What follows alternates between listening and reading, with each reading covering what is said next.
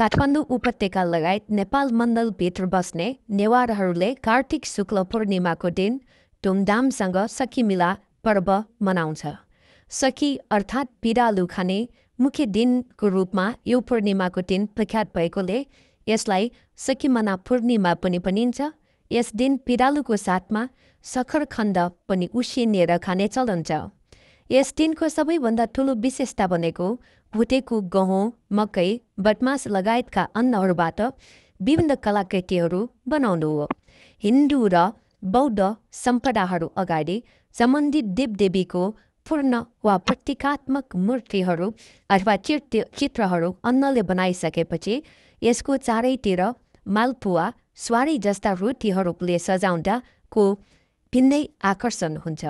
यसलाई सखीमिला बुइगु अथवा हलिमय बुइगु अथवा नसा बुइगु पनि भनिन्छ, जुन अत्यन्तै आकर्षक हुन्छ। यसमा काठमाडौँ असमको अन्नपूर्णा मन्दिरको कलश, पाटन सुगम बहालको महामञ्जुश्रीको मुखाकृति र भक्तपुर तौमोरीको बिस्काको हलिमली सबैभन्दा आकर्षक हुन्छ।